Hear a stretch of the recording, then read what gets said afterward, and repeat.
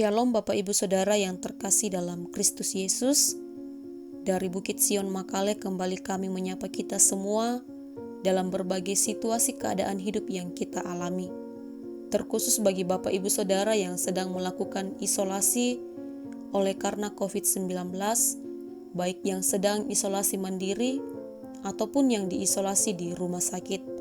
Dan selamat berjumpa kembali dalam renungan harian Bukit Sion Makale Jumat 23 Juli 2021. Adapun pembacaan kita pada pagi ini yang berpedoman pada bacaan harian Gereja Toraja dari Kolose pasal 3 ayat 5 hingga ayat 17. Kolose pasal 3 ayat 5 hingga ayat 17.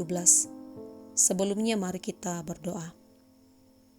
Kami bersyukur kepadamu ya Allah di pagi ini atas limpahan kemurahan Tuhan yang terus kami alami. Bahwasanya kami senantiasa tetap merasakan pertolongan daripada Tuhan. Terlebih untuk nafas kehidupan yang Tuhan senantiasa anugerahkan. Serta berbagai pengalaman hidup yang membuat kami mampu mengerti bahwa Engkau adalah Allah yang berdaulat atas alam semesta ini. Engkau adalah Allah pencipta langit dan bumi. Engkau adalah Allah yang senantiasa mengasihani kami. Bapa di sorga, kami akan membaca dan merenungkan kebenaran firman Tuhan. Roh Kudus-Mu yang menolong kami, bekerja pada diri kami masing-masing, memampukan kami untuk semakin memahami, mengerti, menelaah dengan baik akan kebenaran firman-Mu. Boleh menjadi pedoman bagi kami dalam menjalani hidup anugerah-Mu, boleh menjadi pengajaran yang baru, pengetahuan yang baru, terlebih boleh mengubah sikap hidup kami semakin berkenan seperti yang Tuhan kehendaki. Bapa di sorga, bersabdalah kepada kami semua, kami siap mendengarkan firman-Mu. Dalam Kristus Yesus Tuhan kami berdoa. Amin. Kolose pasal 3 ayat 5 hingga ayat 17. Kolose pasal 3 ayat 5 hingga ayat 17. Manusia baru. Karena itu, matikanlah dalam dirimu segala sesuatu yang duniawi, yaitu percabulan, kenajisan, hawa nafsu, nafsu jahat, dan juga keserakahan yang sama dengan penyembahan berhala.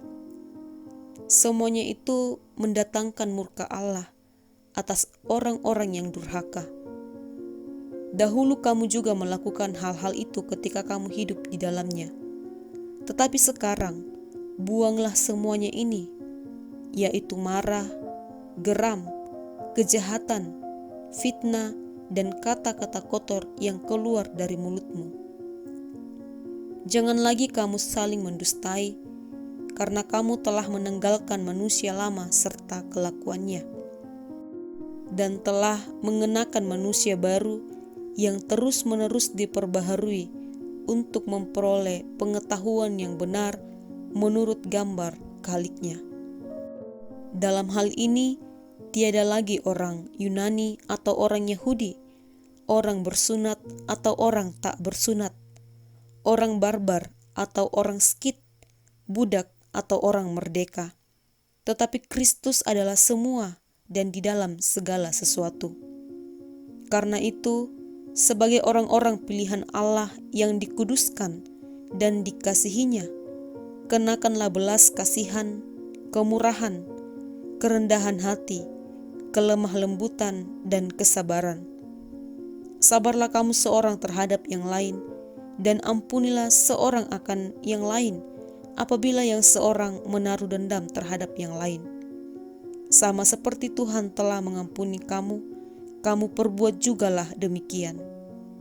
Dan di atas semuanya itu, kenakanlah kasih sebagai pengikat yang mempersatukan dan menyempurnakan.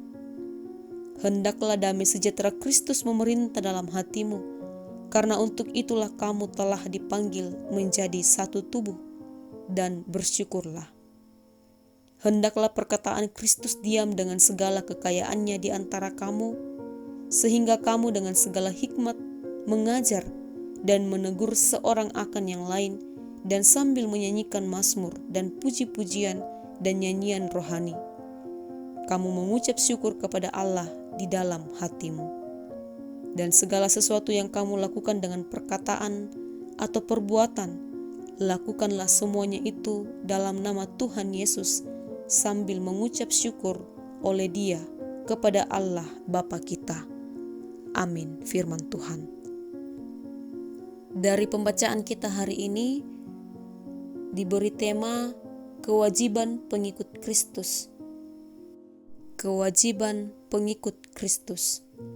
Bapak Ibu Saudara, sebuah pertanyaan penting bagi kita sebagai orang percaya, sebagai orang-orang yang disebut pengikut Kristus. Sejauh manakah kita telah hidup baru dan mematikan dalam diri segala sesuatu yang duniawi, seperti yang disebutkan Paulus dalam pembacaan kita hari ini, yaitu percabulan, kenajisan, hawa nafsu, nafsu jahat, dan juga keserakahan yang sama dengan penyembahan berhala, marah, geram, kejahatan, fitnah, kata-kata kotor, dan saling mendustai. Bapak Ibu Saudara, menjadi ciptaan baru adalah anugerah Allah. Tetapi menjadi manusia baru memerlukan perjuangan dan waktu yang lama, serta proses yang tidak selalu enak. Sebagai ciptaan baru, kita diperintahkan untuk meninggalkan manusia lama dan mengenakan manusia baru yang terus-menerus diperbaharui. Setiap orang yang sudah menjadi ciptaan baru harus selalu berjuang untuk mematikan segala sesuatu yang duniawi dan membuang sikap-sikap jahat yang tidak diperkenan oleh Allah. Sebaliknya, mengenakan manusia baru berarti mengenakan belas kasihan, kemurahan, kerendah hatian, kelemah lembutan, pengampunan, serta kasih sebagai pengikat yang mempersatukan dan menyempurnakan. Hidup dalam kasih berarti tidak membeda-bedakan.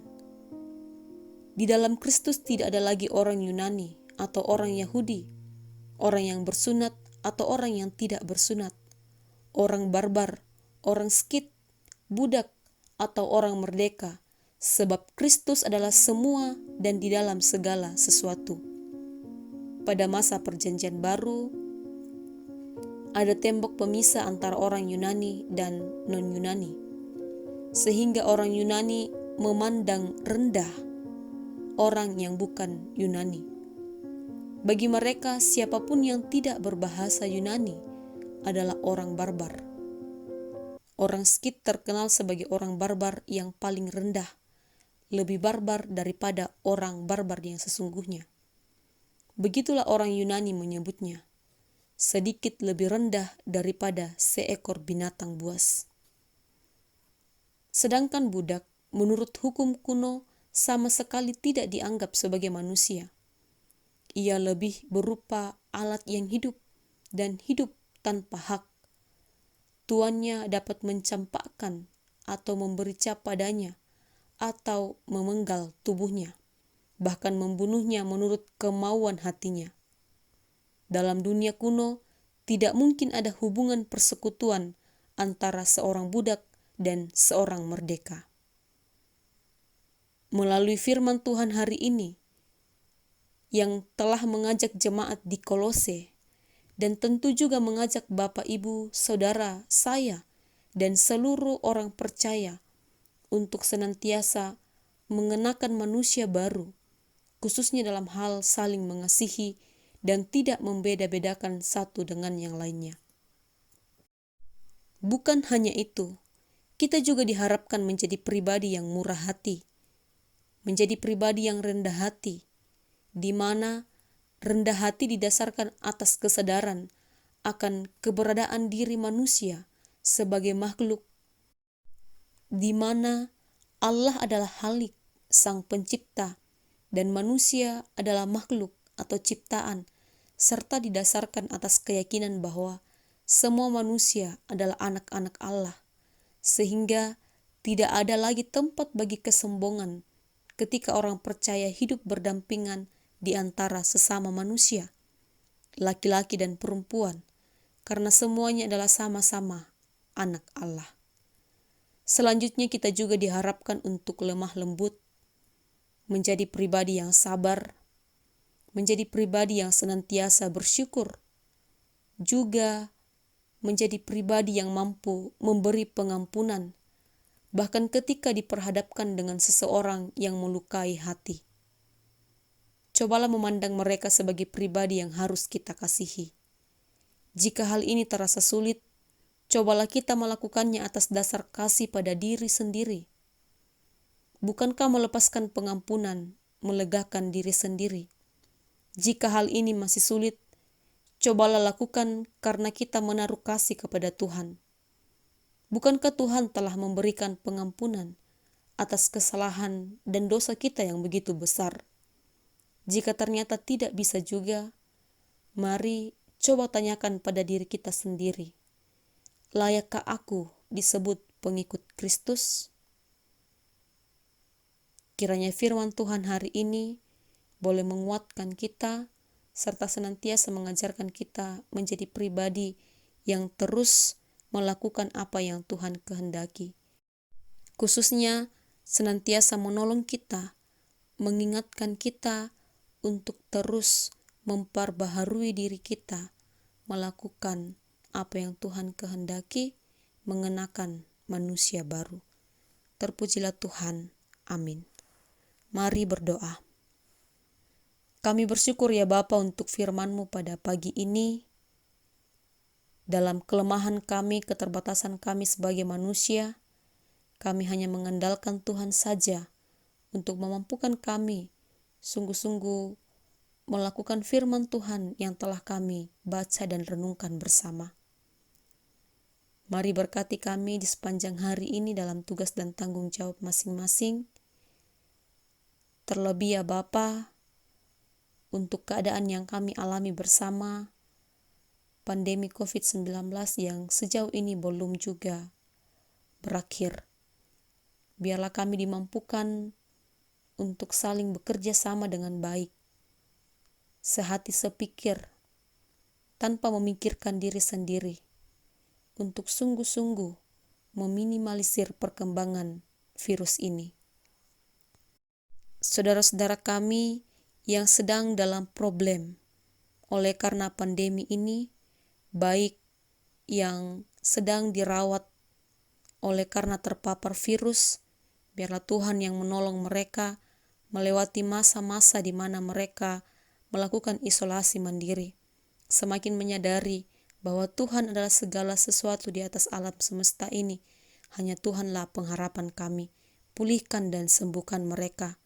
Bagi mereka yang secara khusus terjun menangani virus ini, para medis dan juga para pemimpin pemerintah kami, para Polri, Tuhan tolong mereka semua agar menyatukan hati dan pemikiran mereka untuk menangani virus ini. Dan setiap kami yang terlibat di dalamnya, mampukan kami untuk saling tolong-menolong satu dengan yang lain. Ya Bapa di sorga, kami serahkan seluruh keberadaan hidup kami ke dalam tangan pengasihan-Mu, Tuhan yang berdaulat, Tuhan yang berotoritas. Ampuni salah dan dosa kami, terima kami yang berdoa dalam Kristus Yesus Tuhan. Amin. Demikianlah renungan harian kita pada pagi ini. Selamat beraktivitas, selamat mengandalkan Tuhan, dan kiranya kita dimampukan untuk senantiasa mengenakan manusia baru. Terpujilah Tuhan. Amin.